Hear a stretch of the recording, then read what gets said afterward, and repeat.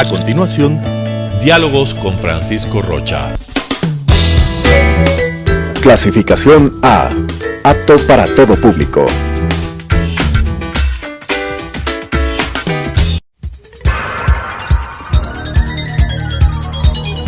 Las opiniones vertidas en este espacio por la producción y dirección del programa son de exclusiva responsabilidad de sus autores y de quienes intervienen en ellos.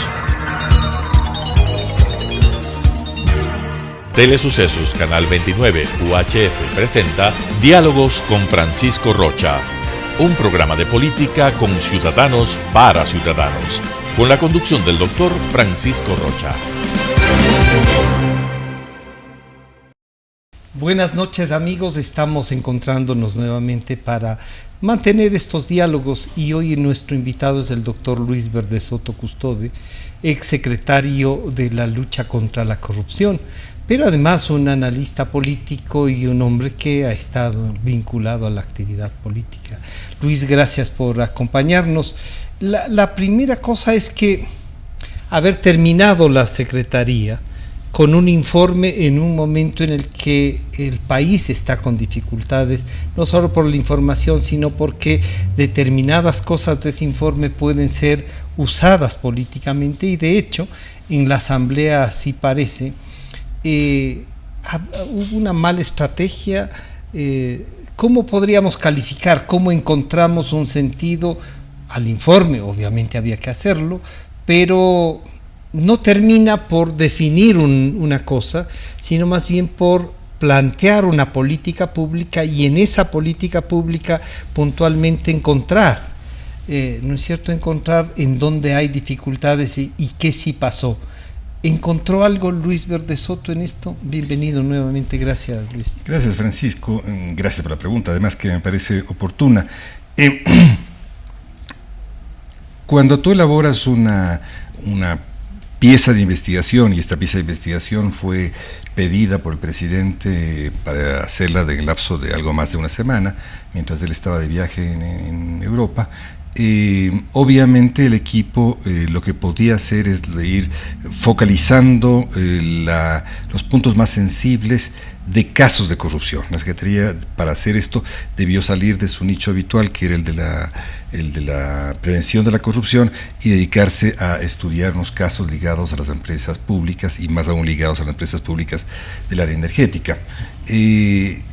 La oportunidad no la determiné yo, la determinó el presidente. El presidente es quien me pidió realizar este informe. Nos comprometimos a presentar en la prensa el día 23 a las 9 de la mañana y obviamente ese timing no lo determiné yo, lo determinó el presidente de la República, habida cuenta de las urgencias que se venían en la coyuntura, por cierto. La segunda cosa es de que el uso de un informe, en este caso el uso del informe que produje, es lo más importante que puede hacer la política pública. Fue hecho para que sea usado, fue para que sea aplicado, fue para que descubra pistas, para que pueda elaborar rutas en torno a las cuales se pueda descubrir hechos que yo creo que ya no cabe seguir discursivamente evadiéndolos. Hay que reconocer que las administraciones públicas en el mundo todas adolecen de fenómenos de corrupción, y que lo importante es ir descubriendo cuáles son las rutas que, por más sofisticadas que éstas sean, se ha producido la corrupción en las administraciones públicas. Una vez que uno supere esa suerte un poco de primitivismo en la gestión, decir en mi gestión no pasa absolutamente nada, y reconocerte que todos somos finitos y que es posible que se dé, ¿no es cierto?, y que lo que se requería era desbrozar en la realidad lo que puede haber ocurrido. El informe también puede ser manipulado, pero esto es un hecho de la política, es un hecho de la política que yo no puedo controlarlo, no lo puede controlar nadie una vez que emite un criterio que es de validez pública. Entonces, mira, yo creo que lo importante es de que lo que se hizo en la Secretaría, y ese informe en particular, no sea manipulada por ninguno de los lados, ni por el Congreso, ni por actores de la presidencia. El propio presidente de la República y el gobierno. O sea, Luis, ¿había indicios de algo, digamos, turbio, de alguna, lo que se habla de un tráfico de influencias? Se podría decir si hay indicios, y ahí lo importante es ubicar en dónde fue, qué pasó y dar a conocer la transparencia como que, sino que estaban esperando un resultado distinto a lo mejor. No lo sé, mira, ciertamente indicios con el calificativo exacto de indicios ese informe no contiene. Yo diría que contiene algo previo, que son pistas en torno a las cuales se debe investigar y llegar a indicios que lo trabaje la Fiscalía y lo trabajen los jueces en su momento, ¿no es verdad? Ciertamente lo que se hizo, la ruta que se siguió fue la siguiente. Había un incriminado evidente, el señor Luque era evidentemente la cabeza o el punto más visible de un iceberg que estaba sumergido, ¿no es cierto?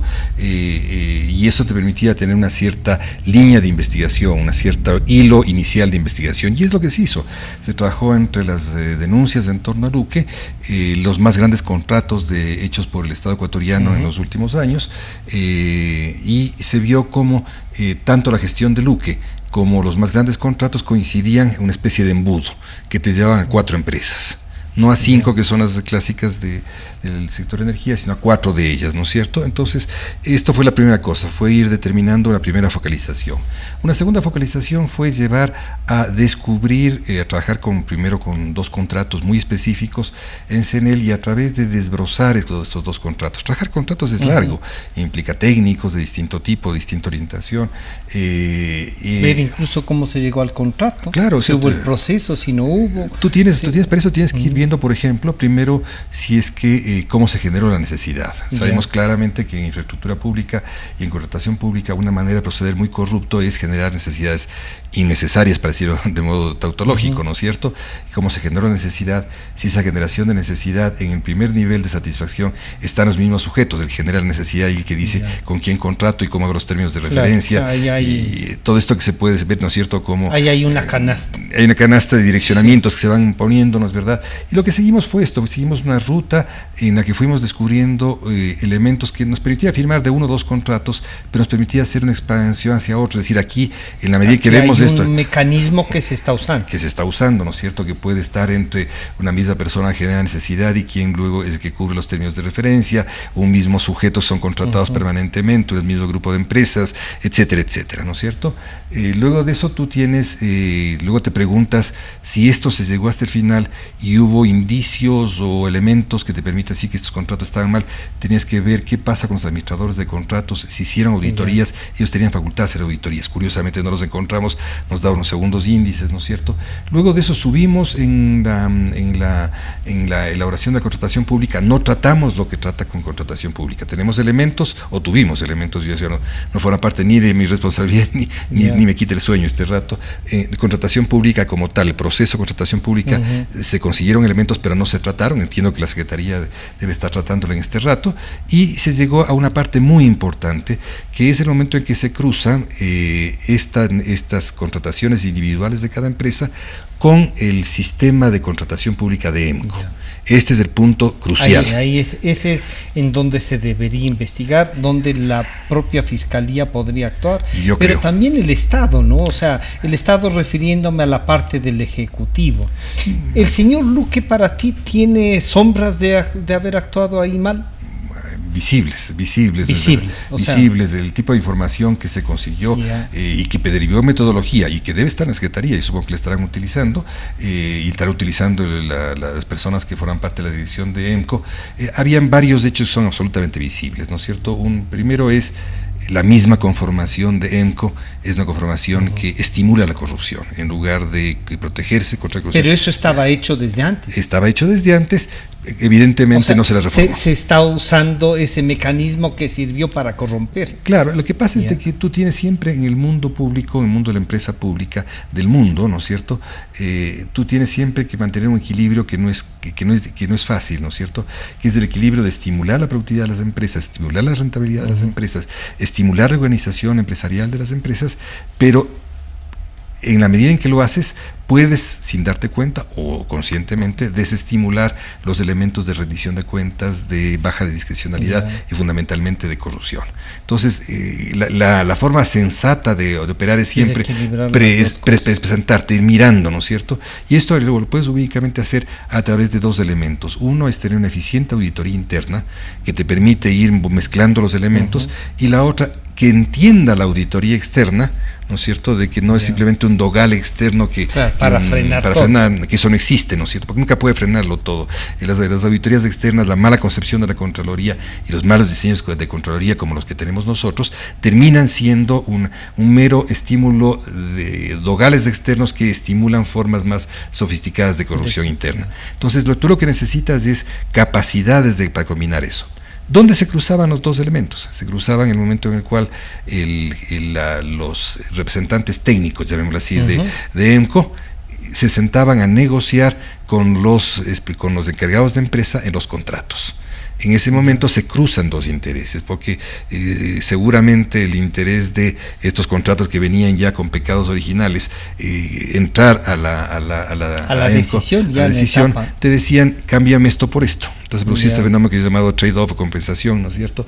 Y ese es el punto central. Y luego de eso tienes tú una forma una modalidad de conformación del directorio de EMCO que tiene varios pecados difíciles. Tiene un pecado de sustituir los directorios de las empresas. Es extremadamente discrecional. Tú no puedes permitir, no puedes creer que hay un cuerpo colegiado de 3. Claro. Eso es una barbaridad. Y sobre todo no se permitía ver qué es lo que pasa en las decisiones de ese cuerpo colegiado. Entonces ahí queda pendiente un terreno virgen enorme que corresponde a saber cómo fueron las decisiones, no solamente saber por quién votaron o por qué votaron, sino saber cuál es el fundamento con que se llegó a eso. Tú sabes que la Corte Constitucional nos obliga a todos los cuerpos colegiados a tener una visión sobre una fundamentación de por qué se vota, y esto es lo que hay que ver por qué se votó. Hay que ver por qué se votó, quiénes votaron y cómo funcionó ese directorio de 3 con todas las atribuciones que les han dejado. Se ve que dejaron estructurado esto y ha venido funcionando, y nadie se ha atrevido o no se dieron cuenta para cambiarlo. Pero este rato hay este informe, Luis, que podría llevarnos a que el presidente como respuesta proponga un cambio a la ley, proponga un cambio de estructuras a la normativa para ir transparentando. Pero este ha llevado a cualquier cosa usada políticamente, parecería que el presidente es el que ha estado dirigiendo las empresas públicas y llevando hacia un negocio particular, y más aún se habla del cuñado que tenía contacto, que le conocían, que trabajaron juntos. Alguien podría decir, ¿era el momento para eso? Tú has dicho, el momento fue el que puso el presidente. Así es. ¿No es cierto? Así es. Pero se podrían, ya te pido, hay una especie de especulación, ¿se podría llegar a que el presidente conocía algo de esto? Yo no pondría al presidente necesariamente en primer lugar, pero que la puerta de entrada de la injerencia de elementos externos fue claramente la presidencia de EMCO, y fue claramente el tipo de presiones a las que se pudo haber estado sometido ese directorio. Claro. Lo vemos desde las mismas grabaciones que han salido, ¿no es cierto?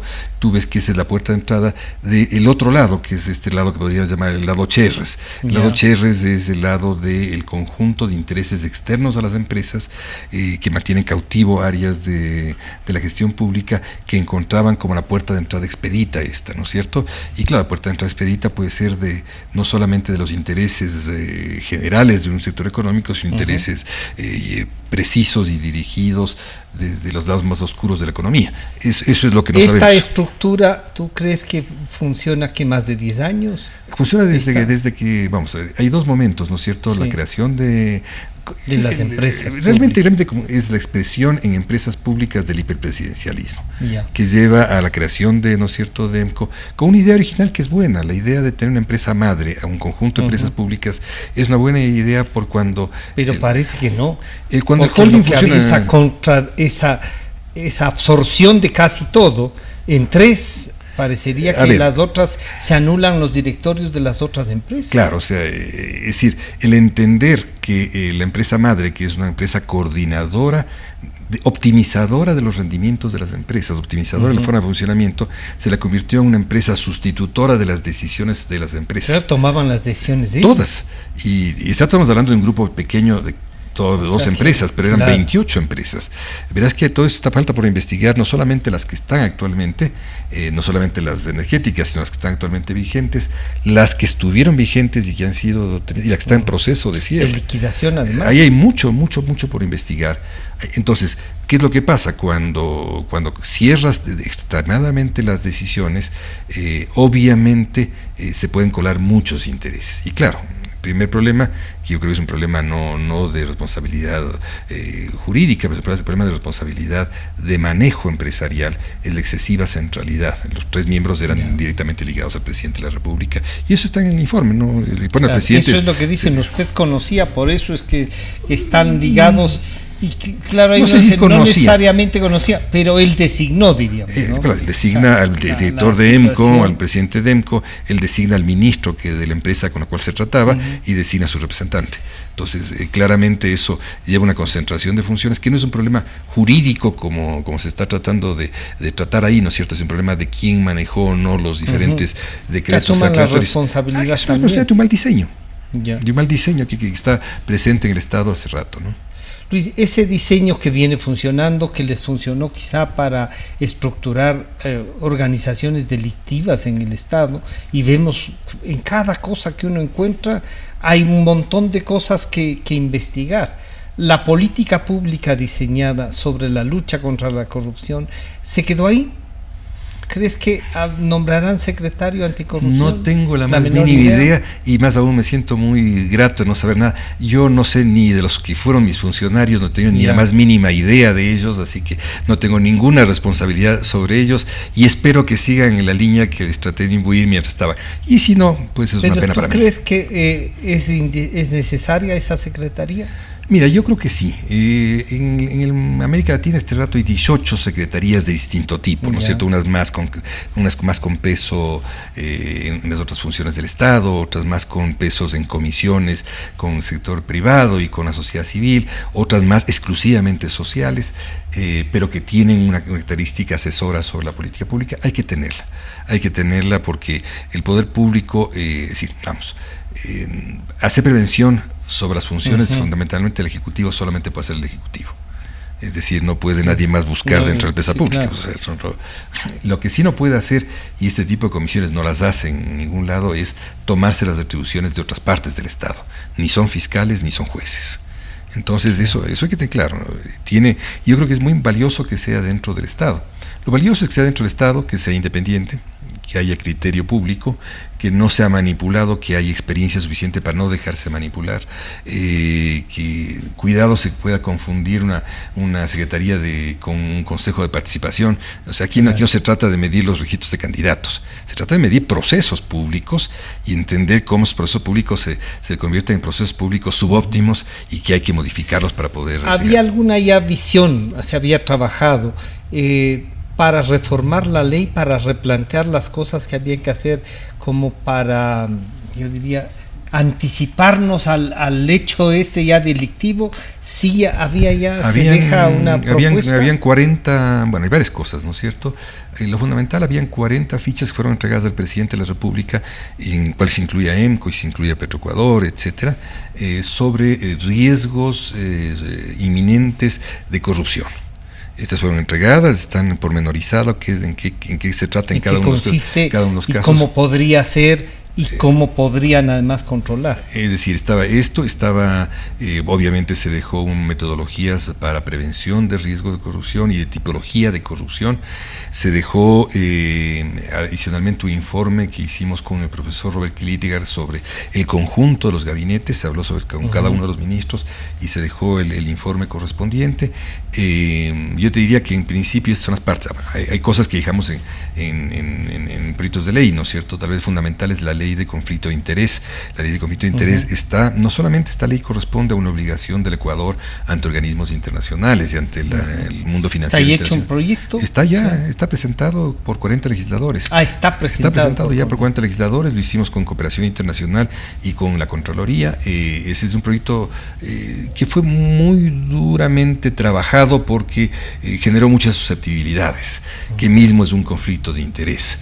Ese conflicto de interés, alguien me decía, es que va a tener que retirarse todo el gabinete de todo. No, el conflicto de interés no es si alguien tiene una empresa industrial, no quiere decir que no pueda ser ministro de Industrias. Lo que quiere decir es de que cuando haya un tema concreto, resolución de esa empresa, ahí hay que tomar decisiones aparte. Claro, digamos, hay tiene que que retirarse. Y tiene que retirarse. Eso la Constitución misma lo prevé, ¿no es cierto? Pero además hay que saber manejar el tema. Porque si no habría que hacer nada para ser funcionario público. Nadie podría ser funcionario público, ni la función pública tendría que ver con un mundo de intereses. Entonces eso es, digamos, hay que pasar un poco la forma primitiva a la forma más compleja, ¿no es cierto?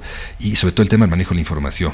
El sector público actualmente, más que recursos, a veces maneja mucho más información. Ponte información minera, información petrolera, etcétera. Que tienen costo mucho mayor a la misma inversión pública. Entonces sí. Había que poner elementos para poder controlar esa y esto, y evidentemente los conflictos de intereses también pueden verse y denotarse en cada uno de los funcionarios públicos y el manejo de sus activos. Cada funcionario público tiene un manejo de activos y un manejo patrimonial que también es susceptible de ser trabajado, no solamente por el eventual conflicto de interés que pueda tener, porque efectivamente puede haber, sino por la efectiva cristalización de hechos de corrupción. Luis, aquí hay un tema que se debate y que el señor presidente, una cadena nacional, lo manejó. Desde mi punto de vista, no creo que bien, porque no es cuestión de atacar a un medio de comunicación ni de confrontarse, porque está de por medio la libertad de expresión.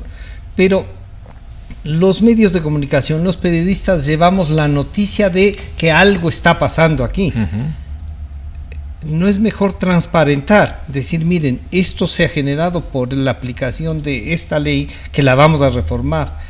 Y si es que hay algún pariente, bueno, tiene que salir el pariente. No le corresponde al presidente sino pedir que esto y él ejercer la transparencia, Luis.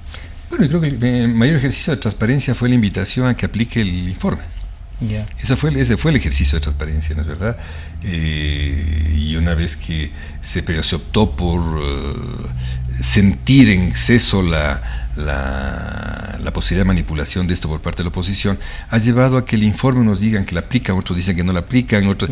Me he sentido confundido, para serte franco, de que algunos funcionarios dicen que aplicarán a pie juntillas lo que dice el informe, otros funcionarios que dicen que es el informe más pérfido posible porque ataca las raíces del poder, y hay terceros que tratan de decir ese informe no existe. Realmente me tiene sin cuidado el cómo han llegado. Creo que la madurez política en la gestión pública obviamente lleva a que asumas de que todos somos personajes finitos, todos somos personajes que tenemos un conjunto de efectos, y las gestiones públicas están llenas de agujeros, y que esos agujeros aquí trabajándolos con inteligencia, con persuasión, con capacidad, ¿no es verdad? No es un problema de llenar el escenario de una pelea de esquina. La pelea de esquina no nos lleva a ningún lado. Lo que nos lleva de algún lado es construir la nación. Eso es lo que nos debe llevar a motivar. Esto podría llevar, muchos están trabajando porque sea un juicio político al presidente para ver cómo lo sacan de la presidencia. O sea, eso está clarito. Estas dogmas de fascismo con el que trabajó la oposición o una parte de esta oposición quieren eso. ¿Tú crees que hay espacio que el gobierno puede enfrentar este ataque virulento, sacarlo por sacarlo? Bueno, ahí me sacas de mentira función y las que le dejamos en el vestuario y pasamos al análisis. Antes, porque se nos va el tiempo y quería tener esa... Claro, mira, yo creo que efectivamente hay un uso no solamente de este informe, sino de una cantidad de información que merece ser convalidada, otra que tiene la carácter de periodística en el sentido de llegar solamente a ese grado de comprobación, otra que tiene que ser investigada en el sentido de la profundidad de las consecuencias que tiene. Obviamente aquí estamos frente a otras necesidades políticas de corto plazo y de mediano plazo de cada uno de los actores. Y claro, esto se juntó exactamente el momento de las elecciones. Todo este conjunto de elementos se anudaron con las elecciones. Evidentemente indujeron resultados, no cabe duda que indujeron resultados, no cabe duda que ha permitido que esto se monte sobre las estrategias de cada actor. Ahora los resultados electorales son resultados electorales que con todos estos aditamentos son objetivos. Cada uno de los actores está frente a una disyuntiva. Cada uno de los actores tiene una disyuntiva. Yo diría ninguno de los actores está exento de esa coyuntiva, ¿no? De esa disyuntiva. Está claro que el ganador de esto, yo diría casi el único ganador de esto en sentido más literal. La primera minoría la tiene alguien que ha estado organizado, que se ha pasado peleando. Y el resto, que es que el 75% de la población, no tiene una respuesta organizada, Luis. Claro, el tema es de que un organizado vale muchos desorganizados. Claro. Y esto en política es básico. Tú no puedes soslayar ese elemento. El otro elemento que no puedes soslayar es de que quien tiene más intrepidez política en un momento en el cual los escrúpulos políticos pueden estar mermados o la ética política puede ser menor, gana más, ¿no es cierto? Porque apuesta más y concibe la política como una apuesta. Apuesta a ver si gana y si no gana, ¿qué importa? Claro. O sea, el tema de la ética política o de la estabilidad de los objetivos nacionales poco importa, ¿no es verdad? Y claro, en ese sentido, al margen de juzgamiento de las causas, es evidente que hay un grupo político que aspira a regresar. No solo a regresar, sino creo que aspira a una constituyente. Aspira a una constituyente, ¿no es cierto? La constituyente es la mejor forma, ya no de repudiar a la constituyente que auspició hace 15 años, 2008, ¿sí? Sino lo que aspira es a que esta constituyente, lo mismo que pasó en Venezuela, limpie una cantidad de elementos de profundización de su modelo político. Para sentarse y que nadie los mueva. Y que nadie los mueva, que limpie las imposibilidades que algunos, impedimentos que algunos tienen de retornar, y obviamente esa constituyente tendría otra vez esta cosa que viene muy en la cultura política latinoamericana y ecuatoriana, que es refundarnos cada década. Entonces, sí. Y ese ya se pasaron. Ya se pasaron, diríamos, ¿no? Entonces, claro, Luis, ¿le ves al presidente en peligro del ejercicio del cargo? Yo creo que sí hay en peligro de desestabilización muy fuerte, eso sí, y yo no sé si la desestabilización con o sin el presidente es la misma. Digamos, en el sentido de que lo que se hace es que los objetivos nacionales en proceso de construcción han sido ya afectados. Tú puedes poner orden en la economía, pero si no tienes un nivel de estabilidad y aceptación de ese orden en el conjunto, da lo mismo que sigas estabilizando, organizando la economía cuando tienes un desorden. No se reconoce algo racional por esta inmediatez. E internacionalmente también.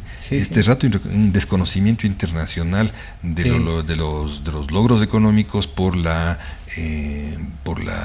esta situación generada de inestabilidad profunda, ¿no es cierto? Es evidente que Ecuador no podrá acceder al mercado internacional de capitales sin una credencial anticorrupción, sin una credencial de lucha denodada y de limpieza. Y eso es básico, tanto en el financiamiento público internacional como en el financiamiento privado internacional. ¿Qué debería hacer el presidente para reenrumbar el sin dar un consejo, sino que uno pensaría que hay que hacer? A ver, me pones un compromiso porque sí, porque no puedo terminar de quitarme encima, y sobre todo no quitarme encima mi última charla escrita con el presidente antes de la presentación de mi renuncia. Y justamente le decía al presidente la importancia que hay de que retome la iniciativa en la coyuntura desde una perspectiva de su iniciativa y no que le impongan iniciativas. Cuánto implica cambios en la política pública y que hay que hacer cambios radicales en la política pública. Yo creo que el tema de no solamente de lograr ciertos niveles de eficiencia en la concreción de proyectos, sino saber qué está haciéndose como proyectos en cada una de las áreas, retomar una dimensión de lo que significan 2 años de ejercicio ya del cargo. Y hay uno que es el año más difícil, es el año tercero, y esto no estoy diciendo infidencia cuando varias veces le reiteré al presidente que es el año más difícil, porque es el año que hay que gobernar. Y lo digo con toda es el año en el que se debería o se podría hacer, porque los dos era de entrar y centrarse. Los acomodos del judo, ¿no es cierto? Tú vives de la fuerza. El tercero es ahí, y el cuarto es de salir. El cuarto de salir es más fácil, porque claro, finalmente dependes de los otros, ¿no es Uh-huh. cierto? Pero el año tercero es el año más difícil de todos, y a este gobierno se le acumularon las tareas, se le adelantaron las tareas, ¿no es verdad? En la medida en que viene el tema de seguridad que no estaba previsto con esa magnitud organizada. Luis, muchísimas gracias. A ti. Lamentablemente el tiempo es corto, ¿no? Se nos va, pero bueno, aquí está, hay una versión, hay la verdad de Luis Verde Soto. El presidente tiene instrumentos para actuar. Creo que a veces los gestores políticos, los actores políticos buscan cómo generar más humo de lo que realmente está pasando, y creo que entonces si se toman los correctivos necesarios, la democracia es eso, el poder trabajar en democracia, en libertad. Ha estado con nosotros el doctor Luis Verde Soto, lo podremos volver a escuchar el día sábado a las 7 de la noche también. Por ahora, muchísimas gracias, nos encontramos el próximo jueves, un gusto saludarles. Las opiniones vertidas en este espacio por la producción y dirección del programa son de exclusiva responsabilidad de sus autores y de quienes intervienen en ellos. Telesucesos Canal 29 UHF presentó Diálogos con Francisco Rocha, un programa de política con ciudadanos para ciudadanos, con la conducción del doctor Francisco Rocha.